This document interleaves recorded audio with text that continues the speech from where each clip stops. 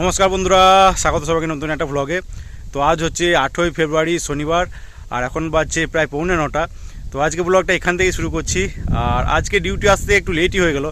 তো সকাল থেকে স্টেট বাস দুটো স্টেট বাস থাকে সকাল থেকে, সেই দুটোই ছিল না। তো শেষমেশ লোকাল বাস ধরে এলাম ডিউটি। তো রেস্ট রুম এসে ঝটপট ড্রেস পরে এই যে চলে এসেছি কাজের স্পটে। আর ওইদিকে দেখছি এখন সব কাজ শুরু করে দিয়েছে। তো কাজ হবে বলতে জঙ্গল কাটিং হবে, পিছনে এই যে আছে শেওড়া গাছ, আর এই পাশ থেকেই শুরু হবে জঙ্গল কাটিং। তো দেখি একটু কাজটা এগিয়ে রাখি, তারপরে এই টিফিনটা করব।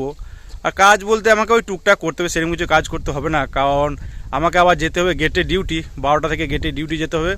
তো গেটম্যান আছে মিল্টন, তো মিল্টনের এক্সাম আছে একটা, তো সে যাবে অফিস, স্পেয়ার লেটার আনতে যাবে অফিসে। তো আমাকে মোটামুটি 12টা থেকে 4টা অবধি গেট চালাতে হবে। তো যাই টিফিনটা আগে করি, তারপর টুকটাক কাজ করে একদম গেটে পৌঁছে আবার কথা হচ্ছে তোমাদের সাথে। নাইট ডিউটি আর টি এর ফর্মগুলো রেডি করার পর প্রায় 9:30টার সময় বসলাম টিফিন করতে। আর টিফিনে আজকে মুড়ির সাথে ছিল আলুর তরকারি, ছিল বাঁধাকপি দিয়ে, এইদিকে ছিল পেঁয়াজ লঙ্কা।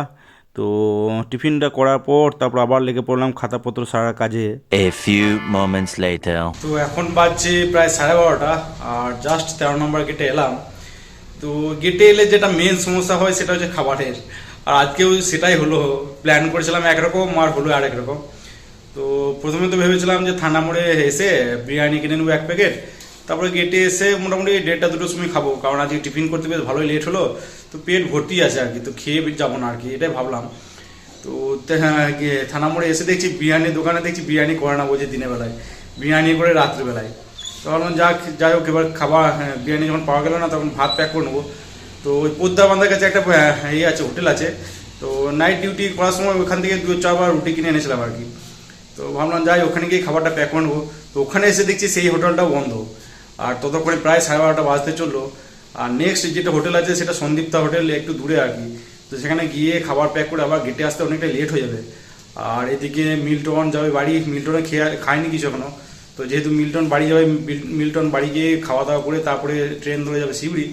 তো ওর লেট হয়ে যাবে এদিকে। তো ভাবলাম থাক, আর আজকে ভাত খাওয়া হবে না। তো কেক লম্বু এসব কিনে নিলাম ব্যাগে ভরে, তারপরে এলাম গেটে। তো জাস্ট গেটে ডিউটি অন করলাম, আর এদিকে মিল্টন গেল বাড়ি। তো দেখি এবার মোটামুটি ওই 4টা অবধি ডিউটি হবে আর কি। তো দুপুরে দেখি লম্বু আর কেক খেয়ে দিনটা পার করতে হবে মনে হয়েছে। তো যাই, পরে কথা হচ্ছে আবার তোমাদের সাথে। এদিকে এখন দেখছি 2টো ম্যাগনেটো টেলিফোন দিয়েছে। তো আগে তো এটা ছিলই, এখন দেখছি আবার এক্সট্রা এটা দিয়েছে। তো এইখানে কোম্পানির নাম লেখা আছে যতদূর সম্ভব, কুমার ইলেকট্রনিক্স বা সামথিং কিছু, desk type magneto telephone Delhi. তো মেন ইউজ হয় এটাই। আর এটা দিয়েছে এমার্জেন্সি কারণে ইউজ করার জন্য, এমার্জেন্সি সময়। তো দুটোই কানেকশন করা আছে মেনলি। তো এটা যদি কখনো ফল্ট হয় বা এটা কাজ না করে, তখন এটা ইউজ করা যাবে আর কি।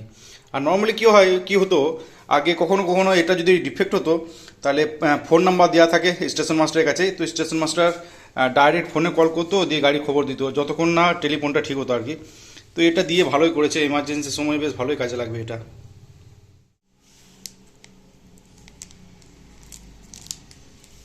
তো এই যে পাইনঅ্যাপেল কেক, এটা স্বাদ ভালোই, খেতে মন্দ নয়, কিন্তু পেট ভরবে কিনা সেটাই ব্যাপার।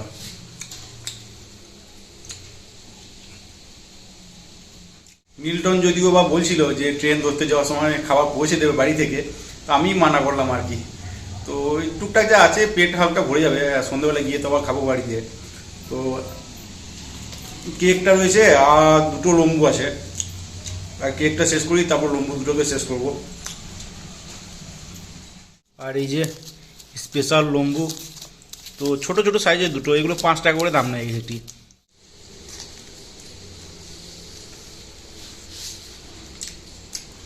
লম্বুটা বেশ ভালোই খেতে। তো ভেতরটাতে বেশ ভালোই পুর দেওয়া রয়েছে দেখলাম, এই যে।